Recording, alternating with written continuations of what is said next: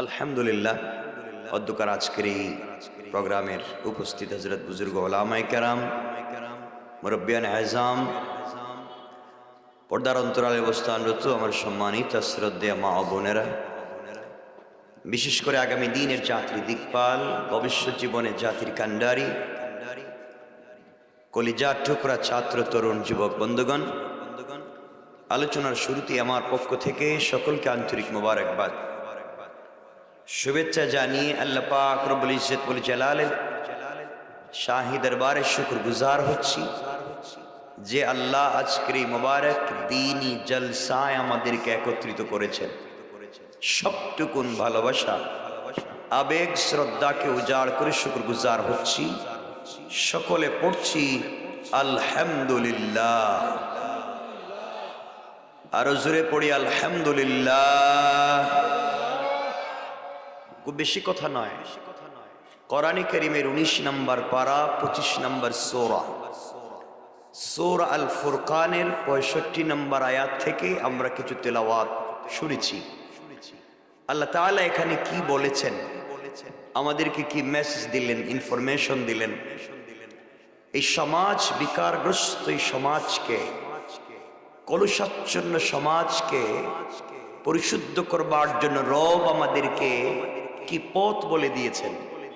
কোরআনে কারীমের 13 নম্বর পারা 14 নম্বর সূরা ইব্রাহিমের প্রথম আয়াতে আল্লাহ বলছেন আলিফ লাম রা কিতাবুন আনজালনাহু ইলাইকা লিতুখরিজান নাসা মিনাজ যুলুমাতি ইলান নূর। আল্লাহ বলছেন কোরআন রাসূল যা আপনার প্রতি অবতীর্ণ করেছেন আপনার রব, এই কোরআন দিয়ে আপনি কি করবেন? এই কোরআন দিয়ে 5 ওয়াক্ত মসজিদে সালাত পড়বেন আর পড়াবেন, জানাজার জিয়ারত করবেন, কেউ মরে গেলে তার বাড়িতে 10 জন মিলে খতম পড়বেন, রমজান আসলে তারাউইহের সালাত পড়বেন। এজন্য কি কোরআন রব দিয়েছেন? রব বলছেন লিতুখরিজান নাসা মিনাজ যুলুমাতি ইলান নূর। সমাজে যেখানে অন্ধকার থাকবে, অন্ধকারাচ্ছন্ন থাকবে, দুর্নীতি থাকবে, অন্যায় অনাচার থাকবে, এই অন্ধকারাচ্ছন্ন সমাজকে যদি আলোকিত করতে হয় একমাত্র, কেবলমাত্র, শুধুমাত্র আল কোরআনের শিক্ষা ছাড়া বিকল্প কোনো রাস্তা নাই। আমার কথা কি বুঝছেন? এই আলোচনা শুরু করবার পূর্বে আপনাদের কাছে আমি দুটো প্রশ্ন করব সম্মানপূর্বক। যদি সেই প্রশ্নের জবাব দেন আমরা আলোচনাকে সামনের দিকে নিয়ে যাব, নচেত আমরা এই প্রশ্নের জবাব দিতে আলোচনাকে সংক্ষেপ করব। যেহেতু আপনারা সচেতন মানুষ, আমরা আলোচনা শুনে থাকি, আমরা মরবার পরে আল্লাহকে পেতে চাই, রাসূল পাকের নিজ হাতে হাউজে কৌসারের পানি পান করতে চাই, নিজেকে মুসলিম বলে সমাজে পরিচয় দিতে চাই। এই অ্যাজ এ একজন মুসলিম হিসেবে আমার আপনার কাজ কি, সমাজে চলবার জন্য কন্ডিশন কি, এটা আপনাকে আমাকে জানতে হবে। এই জন্য শুধু ভাব ভঙ্গি ধরলেই, শুধু মুসলিম পরিচয় দিলেই কি জান্নাতে যাওয়া যাবে কিনা, আমরা সে বিষয়টাকে পরিষ্কার করতে চাই। খুব মনোযোগ দিয়ে কথাগুলো শুনবেন।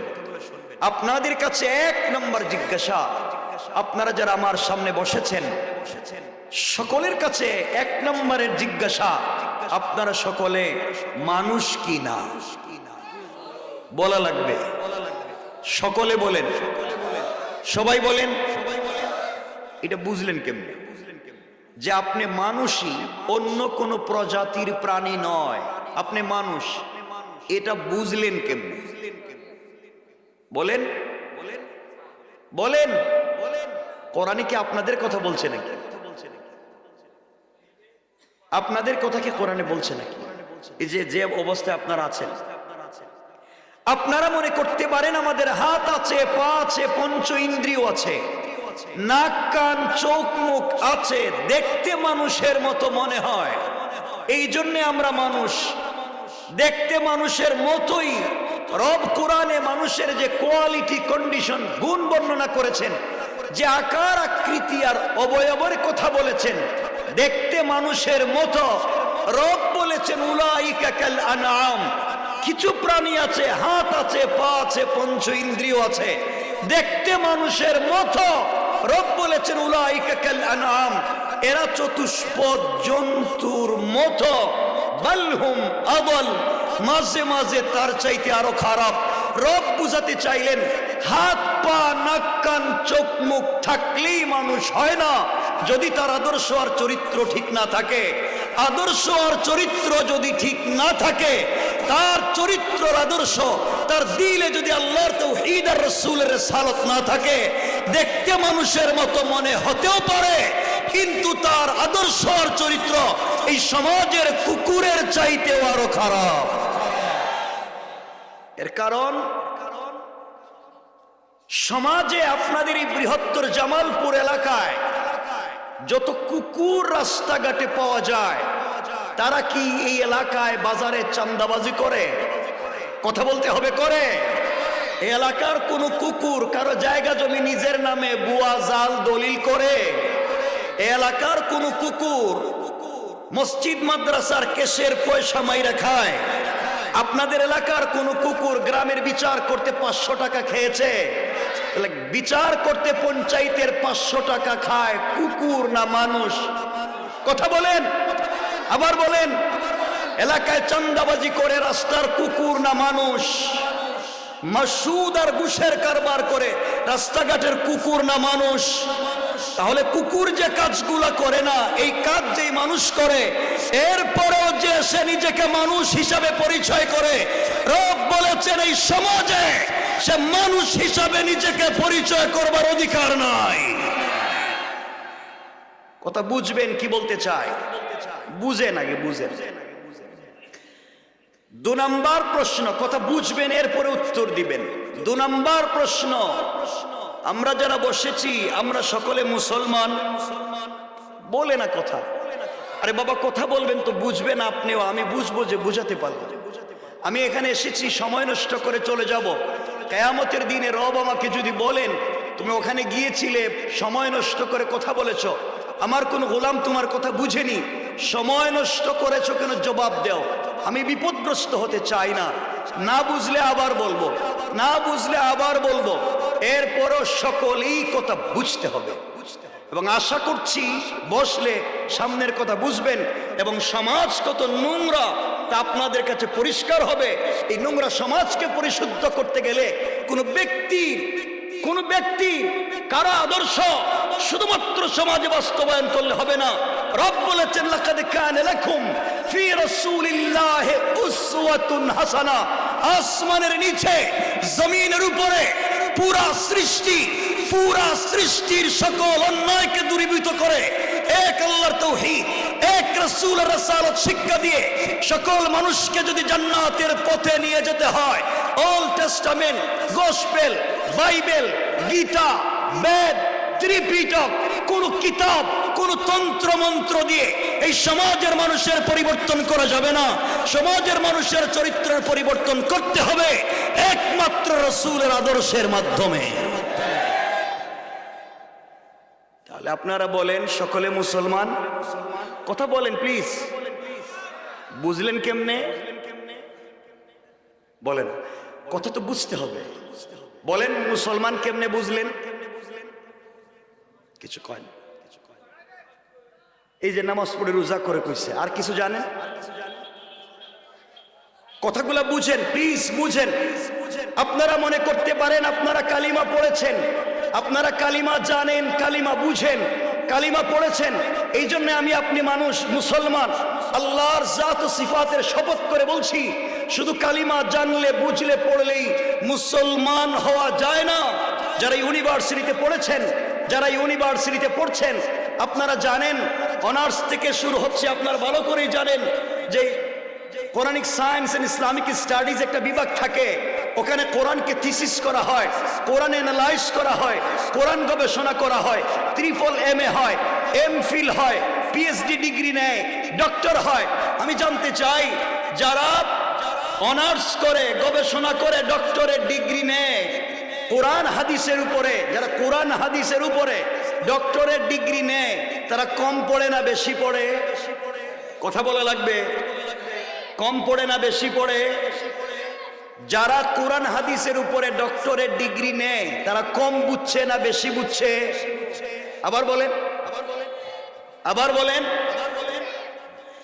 দেখবেন বাংলাদেশে আমাদের অনেকেই অনার্স ইসলামিক স্টাডিজে পড়ে মুসলমানের সন্তানের পাশাপাশি অনেক হিন্দু, অনেক বৌদ্ধ, অনেক ইহুদি, অনেক খ্রিস্টান ভাই বোন আছে, তারাও ইসলামিক স্টাডিজে পড়ে।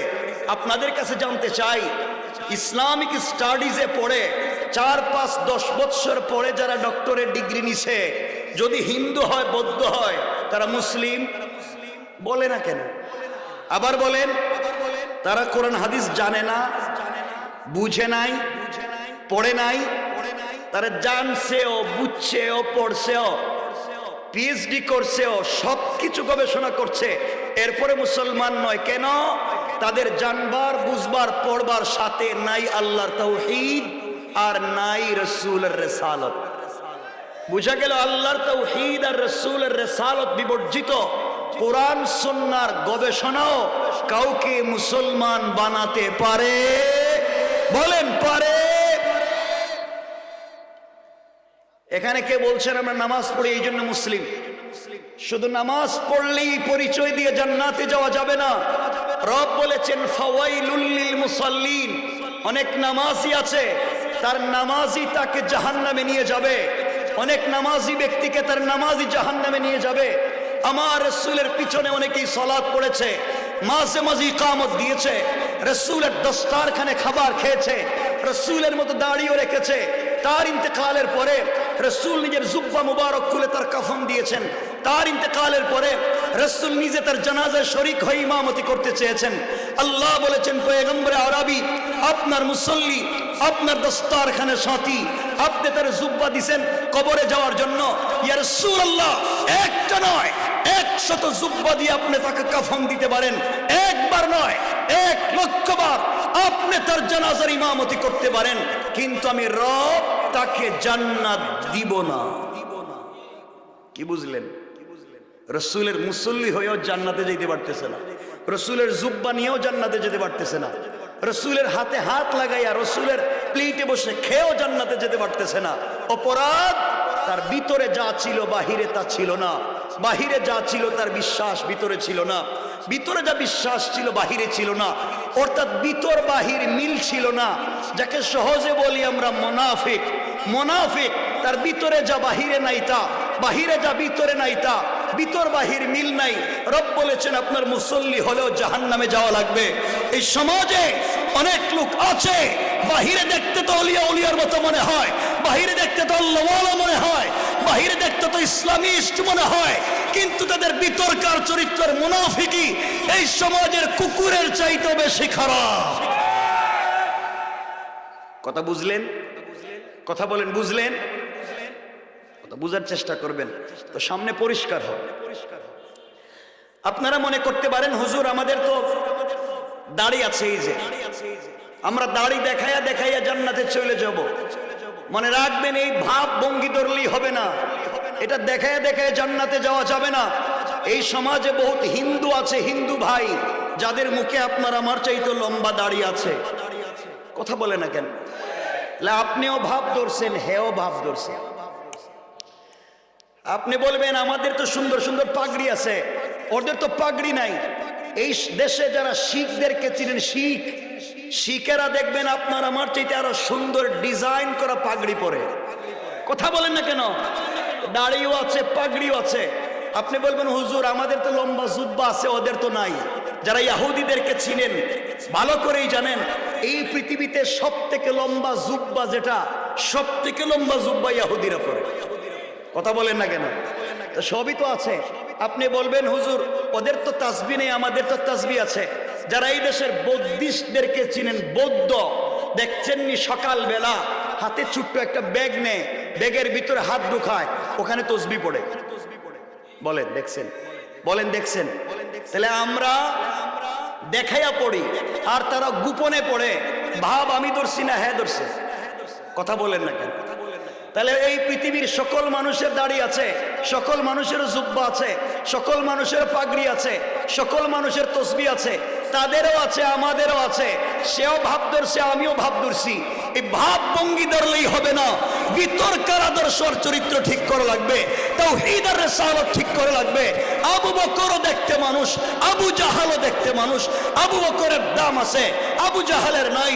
আবু জাহালের মুখে দাড়ি, আবু বকরের মুখে দাড়ি। আবু জাহালের জুব্বা আছে, আবু বকরের জুব্বা আছে। একজনের দাম আছে আর একজনের নাই, কারণ একজনের আদর্শে আছে আল্লাহ রসুলের আদর্শ, এই জন্য তার দাম বেশি। এই জন্য সমাজে শুধু ভাব ভঙ্গি ধরলে হবে না, মুখে ইসলামের কথা বললে হবে না, আদর্শ আর চরিত্রের দিক থেকে ইসলাম প্রতিষ্ঠা লাগবে। কথা বুঝছেন? কথা বলে না, বুঝছেন? কথা বুঝলে চেষ্টা করবেন সামনের কথাগুলো আরো বুঝবেন, আশা করছি। মনোযোগ দিয়ে শোনেন। আমার বন্ধুগণ, এই সমাজ ব্যবস্থা নষ্ট করেছেন আপনারা। আমার মনে হয় না ইতিপূর্বে এই এলাকার কারো দেখা হয়েছে, কোথাও এসেছি। সমাজ ব্যবস্থা নষ্ট করেছেন আপনারা। শুধুমাত্র দ্বীনের কথা মজলিসে বললে আর মসজিদ মাদ্রাসার খানকায় বললে দ্বীন জিন্দা হবে না। সমাজ নষ্ট করেছেন আপনারা। এই সমাজে অনেক লোক আছে যাদের মুখের দাড়ি সাদা, পকেটে এক হাত লম্বা তসবিহ আছে, 5 ওয়াক্ত মসজিদে নামাজ পড়েন, হজ করেছেন, উমরাও করেছেন।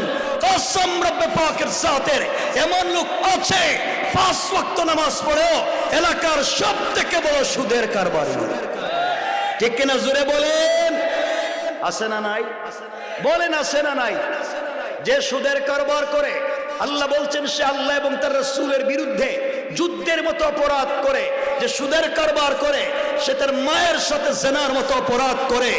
আজকালকে দেখা যায়, আজকালকে সমাজে গ্রামের বড় মানুষদেরকে মসজিদ মাদ্রাসার সভাপতি আর সেক্রেটারি দেওয়া হয় না।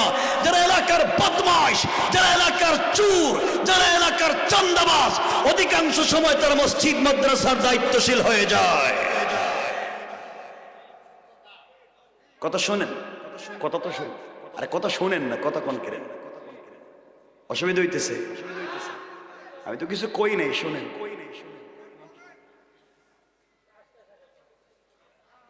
কথা শোনেন। একজন যদি উঠেন, আমি মনে করবো আপনি হেই কামলা বইলে দিন, না যাইবেন না, আমি যাইতেছি নাকি? সমাজ আপনি আমি নষ্ট করেছি। এই সমাজে অনেক লোক আছে, এই সমাজে অনেক লোক আছে, মনে রাখবেন, সমাজ আপনি আমি নষ্ট করেছি। সমাজে অনেক লোক এমন আছে যারা এলাকার অনেকাংশে, সব না, ভালো মানুষ আছে, এলাকার মডল, এলাকার মাতবর, এলাকার বিচারী, পঞ্চায়েতের বড় মুরব্বী, এলাকার সর্দার, এলাকার লিডার। কসম রব্বে পাকের জাতের, এলাকায় অনেক মুরব্বী আছে যারা পঞ্চায়েতের বিচার করতে গিয়া এক কাপ রং চা খাইয়া এদিকের বিচারকে এদিকে দিয়ে দেয়। ঠিক কিনা? জোরে বলেন। হাতে 500 টাকা ধরাইয়া দিলে পুরো বিচার শুদ্ধ খায়া ফেলায়। আছে না নাই? সমাজ নষ্ট করেছে কে? কথা বলেন, বলেন আমরা, বলেন আমরা। ভাব ধরছেন কে রে? ভাব ধরছেন কে রে? কি নিয়ে ভাব ধরলেন? কথা শুনেন। শয়তান তো চিনেন না। কেউ রাগ করবেন না, 2 হাত জোড় করে বলছি, আমি কাউকে চিনি না। আল্লাহর ওয়াস্তে বলছি, শুনেন। সমাজ আপনি আমি নষ্ট করেছি। এলাকায় অনেক মুরব্বী বাপ আছেন যাদের মুখের দাড়ি সাদা, সম্পত্তি বন্টন করতে গিয়ে ছেলেদেরকে ঠিকঠাক মতো দিয়েছেন, কিন্তু নিজের মেয়েরে দেয় নাই। এগুলা নাই? বলেন নাই? বড় ছেলেরে দিছে এটা, ছোট ছেলেরে দিছে ওইটা, আর মেয়েরে জড়ায় কাঁদতেছে, মা তোর ভাইদেরকে তো সব দিয়ে দিছি, টেনশন করিস না, তোর জন্য বাপের দিলকুলা দোয়া আছে। আল্লাহ কই তুই একটা বাটপার, তুমি নিজের মেয়েরে ঠকাইছ, তোমার দোয়া কবুল করতে কেনা? কোন ঠকবাজের দোয়া তো রব কবুল করতে পারে না। কথা বলেন না কেন? মনে রাখবেন, পিতা মারা যাওয়ার পরে পিতার পয়সা দিয়ে যদি 1 গ্লাস পানি কেনা হয়, পিতা মারা যাওয়ার পরে ওই 1 গ্লাস পানিকে ভাই বোনের মধ্যে চমৎকার ইসলামের ভাবাদর্শে বন্টন করে দেওয়া নামাজ রোজার মতো ফরজ। বলেন ঠিক কিনা? নিজে নিজের মেয়ের সম্পত্তি ঠকাইয়া খায়, নিজের মেয়েকে সম্পত্তি দেয় না, কাবার গিলাফে ধরে কান্দে, কয় আল্লাহ সব ঠিকঠাক দিয়েছে, আমার মাফ করে দাও। আল্লাহ কয় তোমার আমি চিনি, মাফ হবে না। আপনারা শয়তান চিনেন না। শয়তান, কেউ রাগ করবেন না, কিয়ামত অবধি বাইসা থাকলে আমার এই এলাকায় দাওয়াতও দিয়েন না। কিন্তু আর কত শোনা লাগবে? টাটকা, নির্ভেজাল, ফরমালিন ছাড়া অরিজিনাল শয়তান যদি দেখার কারো নিয়ত থাকে, যেই বেচারা সুস্থ মস্তিষ্কে সম্পত্তি বন্টন করে ছেলেদেরকে দিছে কিন্তু নিজের মেয়েকে দেয় নাই, এর চেহারার দিকে 1 মিনিট তাকায় থাকবেন আর আল্লাহরে বলবেন, আল্লাহ আমি আজকে একটা নির্ভেজাল টাটকা শয়তান দেখলাম।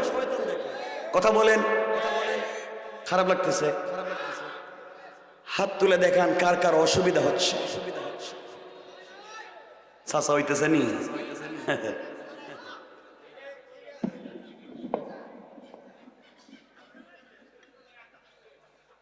এগুলো সমাজে নাই, কথা বলেন নাই।